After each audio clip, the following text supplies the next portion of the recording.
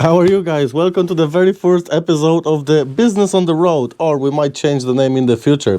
Basically, the idea behind this is that we have our success podcast, we bring our guests, we talk about business, but it's all a little bit boring. Plus, I have a cool story to tell as well. So what we're gonna do is we're gonna drive from job to job. We're gonna record me as I'm doing business all day, every day, and in between jobs, while I'm in the car, I'll be sharing some stories about motivation. We're gonna be sharing some insights. You can also let me know in the comments if you think that I'm doing something wrong or I could improve.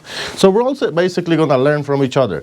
You're gonna meet some of our staff. You're gonna learn about what we do and how we do it. So let's kick it. Today what we're gonna do is, it's Monday morning by the way, so what we're gonna do is we're gonna go to the garage, which is one of my businesses, and we're gonna bring Max one of the laptops because his computer broke. There's a funny story with the laptop, so let's get in the car. I'm gonna tell you all about it, and then we're gonna hit another job. So basically, this is my daily driver. This is what I drive every day. But for the purpose of this video, we're gonna be driving in our incognito car. Plus, this bloody thing takes about 2 full tanks of petrol a day, so screw it. I just need to take my stuff. What we're gonna need is my light, my hard hat, and some carrot juice for the way. Oh look, there's the tenner. I'm assuming that whoever is watching this knows me and knows what I do. But let me just fill in for those that don't. I run a couple of businesses. I start them all from nothing. The first business I ever started was a damp-proofing company. So basically I was working for this boss and I was sick of him at one stage because we just didn't get on. You know, I always had this idea. He would never listen to me, blah, blah, blah. One day he really pissed me off. It was all about the scrap. So basically I was collecting scrap. This is how broke I was. I used to collect scrap and then I would sell it at the end of the year. The scrap company gave me a check, so the check had to go through the company. So the company owner, the old boss, didn't give me all the money. He only gave me 1/3, and he gave 1/3 to his son, and he kept 1/3. And that absolutely broke my heart. And on that very day, I said, oh, I'm never gonna work for this man again. And I started opening businesses, and I started thinking. That's what opened my mind. So I started with a damp-proofing business. So I had that for about 2 or 3 years, basically going around and fixing people's houses. But the problem with that business was that it couldn't be scaled. You know, you can only do 2 houses a day, 2 houses a week. You're gonna charge so much, you know, there's a certain hoop that you're not gonna jump over. So then I drifted into the roofing, and the roofing had a lot of other advantages, let's say, because you can do multiple jobs at the same time. It's relatively easy to set up, and it's relatively easy to teach lads how to do it. There's very little that can go wrong. There's very little comebacks. It's just much cleaner. So that's when I drifted into roofing. After that I started my shop. So all the products that we're using, I basically opened a shop selling those products. And the people who manufactured that product, they saw a great potential in me. And they basically helped me a little bit as well, I have to say. And the idea is that they want me to distribute this product across Europe, and that's what we're doing right now. We're distributing it across Ireland. Right now we're hitting the UK, and then we're gonna start hitting all the other countries. The Lava 20 is the product, by the way. That's our magic waterproofing system. And then besides that, I have my garage, which is the car business. The car business is more of a headache. You know what it's like? You know, if you have more than one business, you have, let's say, 5 businesses. Every business, you basically love your business as if you love your child. But there's always that one child that keeps smoking cigarettes, comes back home late. Well, this is basically my car business. So really, it's becoming to a point where my time is not really, it's not really worth my time, you know.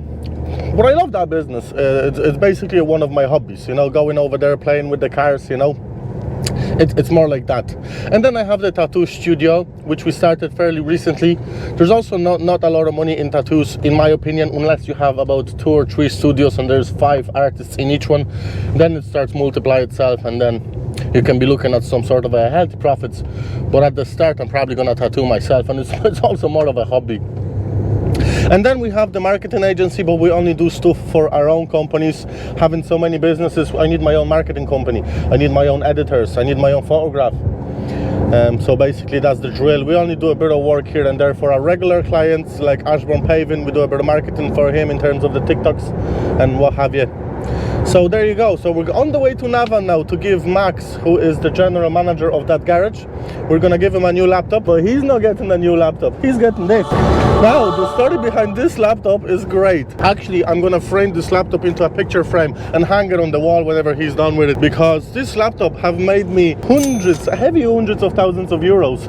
And you know how I acquired it? I bought this laptop, I swapped it for 15 yokes in a house party in Ballyfermot about 14 years ago. The girl that sold it to me, she thought it was broken, but I fixed it, and it made me heavy hundreds of thousands of euros, and it still works. I only rescued it a few weeks ago when it gave up, and I just told the guys, listen, whatever it takes, fix the bloody thing, and there you go, it's fixed. So now it's going to my other business and it's gonna make me more money. So the entire idea of you watching this here is that it's supposed to improve your business if you have one, because I'm gonna be giving you tips and tricks of how I do things, and then hopefully, you know, some of the audience, whoever is watching, they can give me some tips in the comments, which I would greatly appreciate. I would definitely not look at the comments from a smart ass point of view. Who do you think you are to be telling me things? No, if somebody has something very intelligent and smart to say, I will be more than willing to take your advice and implement it into my business. So we're gonna talk about all that, and basically in between jobs, the way I'm sitting here now, I'll basically be giving you short stories of successes. Maybe I'll be telling something about motivation, or I'll be giving you a short descriptions of maybe books that I have read, because there's tons of books that I've went through, and you know, each book has a couple, let's say 10 key points. So you know, a book might take 10 hours to listen, but there might be you might be able to shorten it to 20 minutes. So if I can give you 20 minutes of knowledge from a book that takes 10 hours, there's a great value in it, and I can do it in between going from jobs to jobs. Another great reason why I started this session here, this blog here, is that recently MTV contacted me and they wanted me to be a host on one of their shows, and I asked them how long would this go for, and they said it would go for 8 weeks. So then I said to myself, right, so I'm having a milking cow here, like my roofing business. So what, I'm gonna walk away from this big milking cow and go over there and start entertaining you know, very little reward, because realistically those gigs don't pay a lot. It's all about exposure. So then I said to myself, hold on a minute, why don't I create my own exposure and start a channel like that? So that's what we're gonna do. But my job is to make sure that you get value from it. You know, it's not just gonna be me going around talking some bullshit. Every episode is gonna have to have some value, and you have to learn from it, basically. And remember, lads, if you're planning to open your own business, start with bloody anything. Don't be thinking that the first business you're gonna open is gonna be the one that's gonna enable you to make millions of dollars or euros or bloody pounds, wherever you might be. You know, my advice would be to start with anything and then start moving. Don't get stuck on a certain level. I have guys who start doing, let's say, car detailing, or they might start doing something, or they start doing car washing. Just don't get stuck on that level, because the problem with those businesses, they are just like my garage. They're basically limited to the amount of room you have and the amount of lifts you have, or the amount of people you might have employed. So, you know, those businesses are not scalable. You know, you might think that it's the greatest business because you're doing it. But trust me, if you look at it from the other's point of view, if you compare it to a product or even a book, let's say you write a book, you can sell that book to hundreds of people at the same time within the click of a button. But let's say in my car business in Navan, there's 7 lifts and you can work on 7 cars, and that's it. You're not gonna jump over a certain hoop, which is you know, which is a bad thing, because you're never gonna be able to scale your business, you know.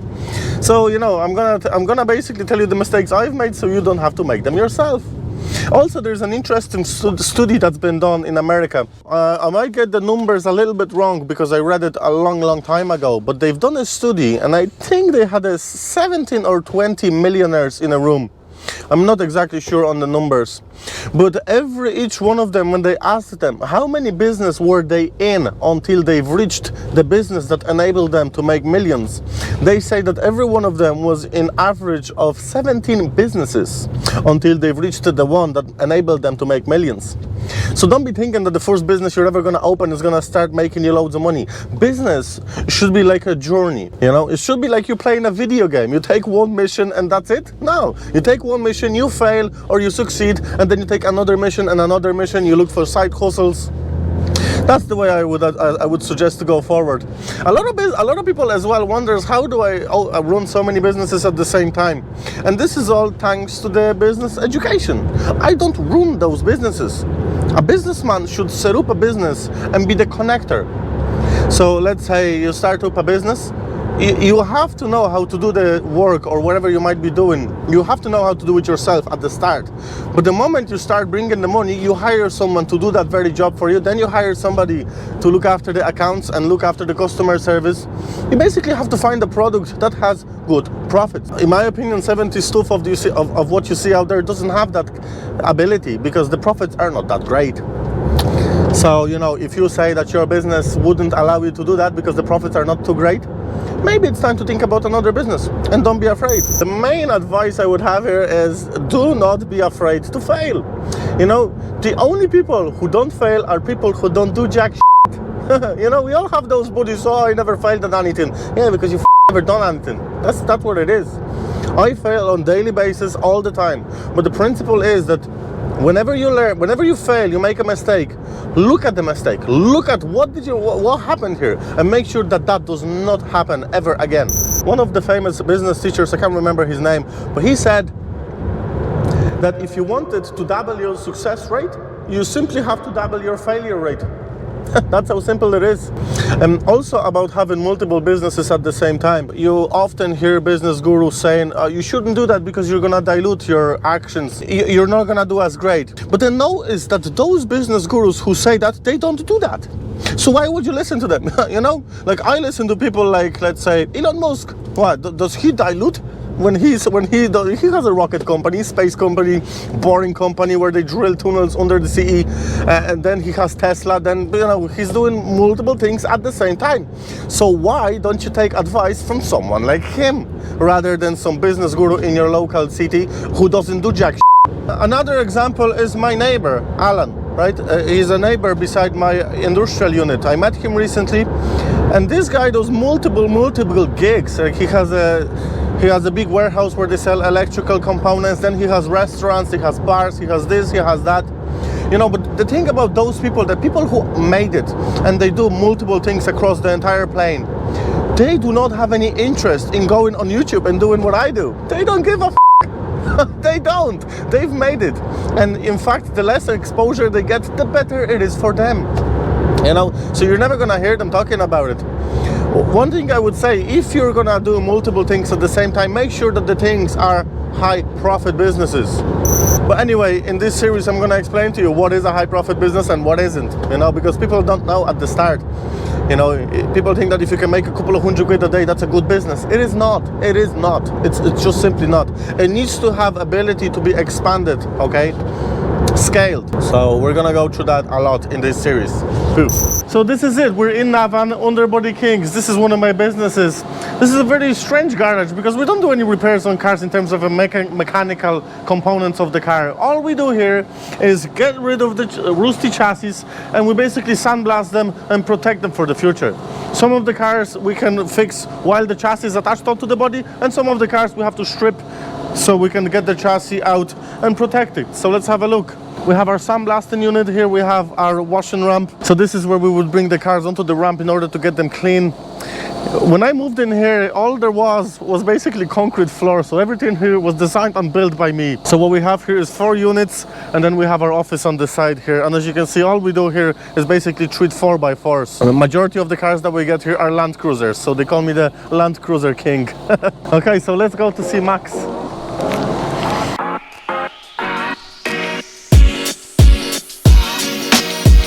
He's not here. Now, Max doesn't believe in clean desk, which I'm not a big fan of, but he gets things done, so I can't argue with that. So what we're gonna do is we're gonna leave the laptop and give him a bell, see where he is. Yeah, so Max went to draw, so I'm not gonna be able to introduce you to Max. We'll do it next week or tomorrow. What I'm going to show you here is the contract. So basically, whoever comes here to get their car done, we develop this contract, because there's nothing worse than somebody leaving the car and then there's this big dispute. I told you to get this done, I told you to get that, and then there's a big dispute. So not anymore. We have a contract here, so when the client comes in, he tells us basically what parts of the treatment he might require. Then we tick all the boxes. We know how much it is. There's the terms and conditions. Client signs it, and then we get cracking on the job. Before we had this, there was a lot of disputes here with clients because people were trying to fool us, or you know, there might be a miscommunication. But with this, there's very little that can go wrong. So I would advise anybody that does anything like that, always write a simple contract before the work starts when you start getting clients, because it really saves a lot of hassle. It really does. Plus, you have to remember that there's a lot of out there. There really is. We get people here trying to, there was a guy who brought a car that was barely driving with the timing belt just about to snap, and he could hear that something was wrong. So he gave us the car, the belt snapped on our premises, and then he was trying to sue us for the damages, you know. But we don't do anything in terms of the mechanical components of the car. We brought the car on the lift and it broke, you know. Now we have a clear statement in this that we're not responsible for any mechanical damage that happened to the engine while the car is here. So you have to watch out for things like that, you know.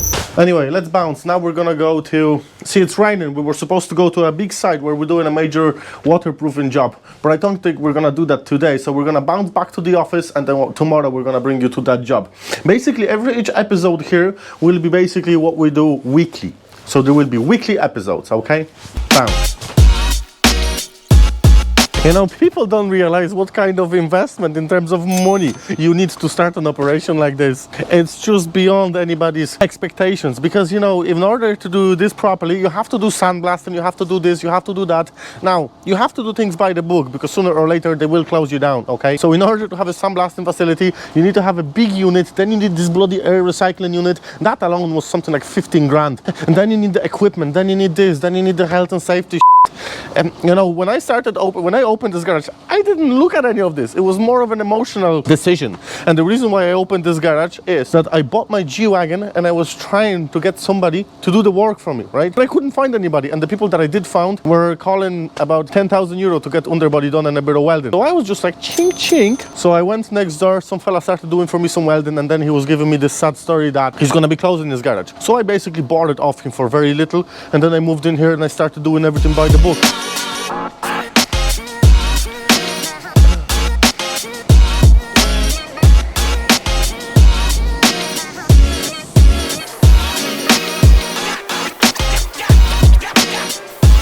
In a big shortcut, this is what we do.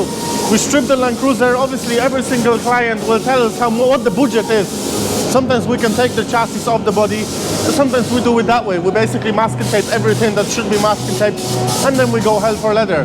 We sandblast it. So first of all, we degrease it and clean it, then we sandblast it, and then we put the protective coatings. And here we have another one. So we have 4 of those units. So let's have a look at the other ones. So there we have a body preparation unit and we have a welding unit. So we have 2 welders in one of the welding units, and then we have another welding in the body preparation unit. Let's have a look.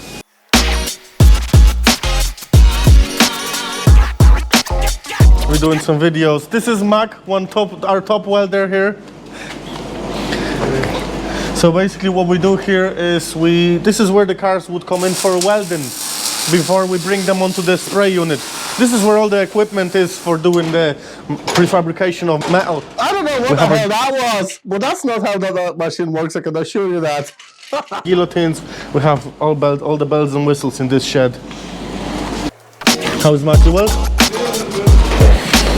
When it comes to marketing, you have to make stupid videos and then put your product or service at the end of it. So the ratio should be about 8 serious videos and 2 stupid videos, because you don't want to be the guy on social media that doesn't do anything funny, right? So I think the ratio should be about 80-20. So we made this device, it's called the anti-corn device. You basically put this onto your hand before you go to sleep and it stops you from abusing yourself. And as stupid and as ridiculous as it sounds, if somebody sees that video and then they see me and my product in it, to me this is a good marketing and it's a roaring success. So that's why sometimes we come up with silly things. If there was a master's degree to have in buying stupid pieces of shit, I would have it. I have about, there's 1, there's 2, and then there's 3, and then I have another 4 on the back. All of them non-runners.